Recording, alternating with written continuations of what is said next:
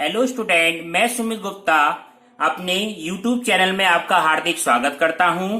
और इससे पहले ये कंपाउंड इंटरेस्ट का पार्ट नंबर 4 है। इससे पहले मैंने 3 पार्ट करा दिए हैं। जिन स्टूडेंटों ने वो 3 पार्ट नहीं दे रखे हैं, पहले वो 3 पार्ट देखें, उसके बाद में ये पार्ट देखें।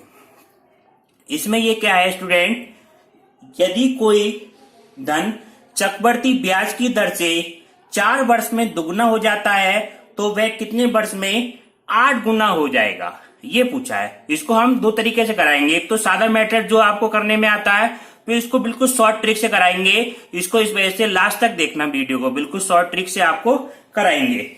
मान लिया मूलधन हमने क्या मान लिया, शुरू में मूलधन हमने क्या मान लिया, x मान लिया, ठीक है। मिश्रधन कितना हो जाएगा, मिश्रधन को ए से डिनोट करते हैं, ये कितना हो जाएगा स्टूडेंट 2x, ठीक है। 4 वर्ष, n बराबर कितना है 4 वर्ष, ठीक है। तो क्या फार्मूला होता है जनरल, a बराबर p 1 प्लस r अपॉन 100 की पावर n, ये तो फार्मूला होता है चक्रवृद्धि ब्याज के लिए। यानी कि ये चक्रवृद्धि मिश्रधन ये कितना हो जाता है 2x, प्रारंभिक मिश्रधन क्या माना, मूलधन क्या माना x, बराबर कितना है x, और 1 प्लस r की जगह वैल्यू हमें निकालनी है किस दर से, r अपॉन 100 की पावर n का मान कितना है 4 वर्ष, ठीक है। x से x कट जाएगा, 2 बराबर 1 प्लस r अपॉन 100 की पावर कितना है 4, इसको डाल दो समीकरण नंबर 1, ठीक है। अब दूसरी शर्त क्या दे रखी है, कितने वर्ष में वो 8 गुना हो जाएगा, यानी कि समय पूछा है।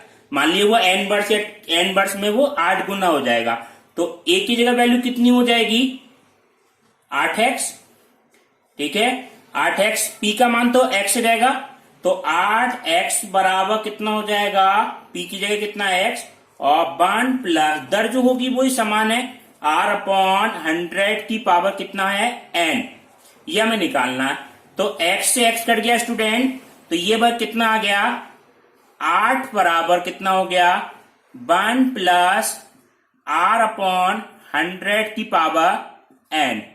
इस 8 को हम किस तरह से लिख सकते हैं, इस 8 को इस तरह से लिख सकते हैं 2 की पावर 3 बराबर कितना हो गया 1 प्लस r अपॉन 100 की पावर n।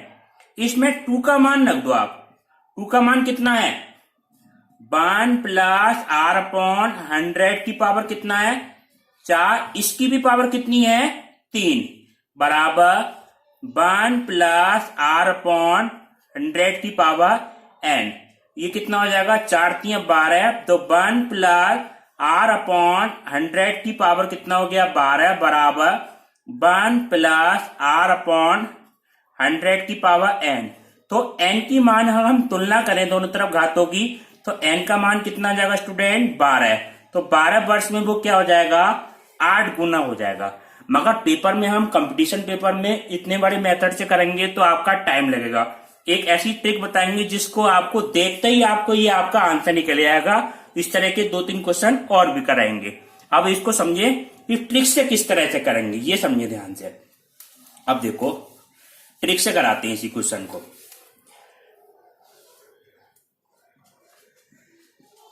अब देखो 4 वर्ष में, बस ये ध्यान रखना है 4 वर्ष में कितना दिया हुआ है, गुना गुनी वाला सवाल होगा स्टूडेंट। ये 4 वर्ष में 2 गुना, ठीक है। 4 वर्ष में कितना है 2 गुना।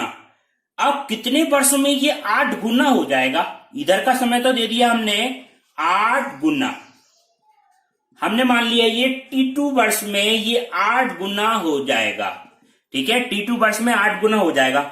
इस 8 को हम किस तरह से लिख सकते हैं स्टूडेंट, 2 की पावर 3 लिख सकते हैं, 2 की पावर 3।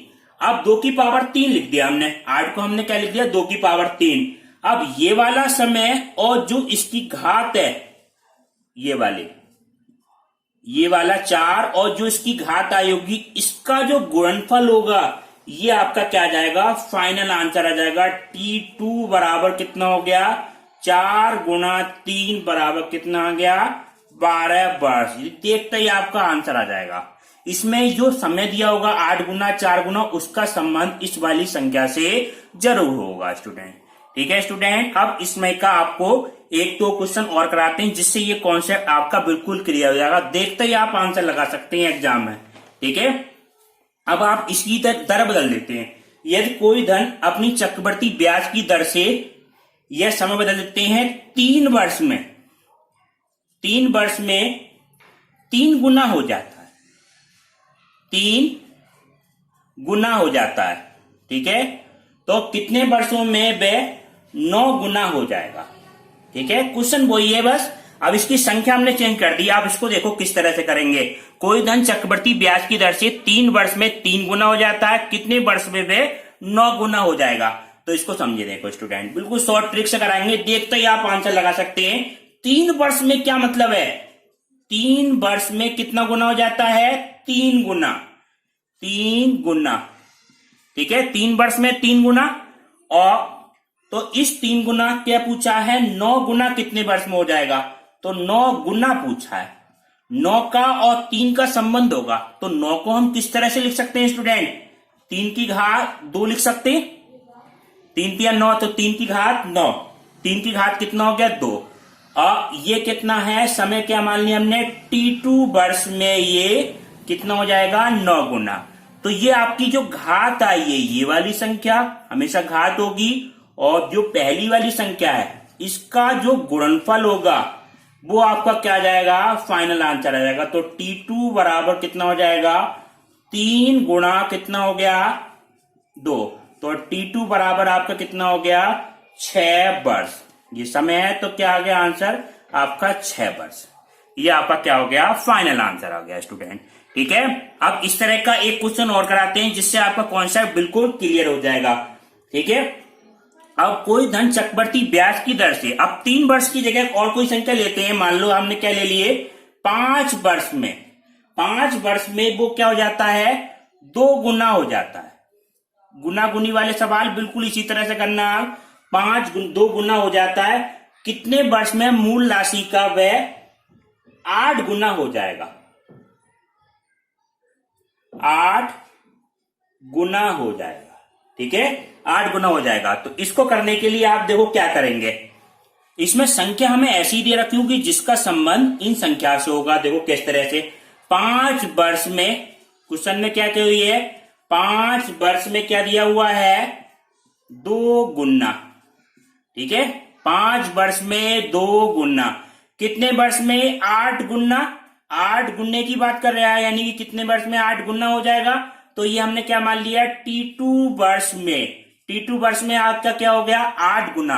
अब इस 8 का और इस 2 का क्या होगा, संबंध होगा। इस 8 को हम किस तरह से लिख सकते हैं स्टूडेंट, 2 की घात 3 लिख सकते हैं, 2 की घात 3।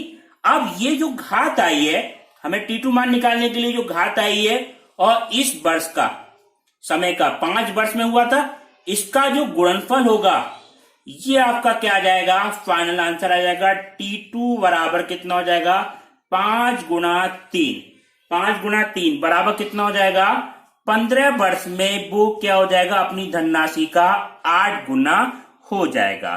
कभी कभी क्या दे देगा आपको, यहाँ पे T2 हम दे देगा, तो ये संख्या भी पूछ सकता है कितने गुना हो जाएगा। ठीक है, तो इसी कॉन्सेप्ट से आप उसको भी निकाल सकते हैं। वीडियो अच्छी लगे हो तो लाइक करना, शेयर करना तथा चैनल को सब्सक्राइब करना। धन्यवाद।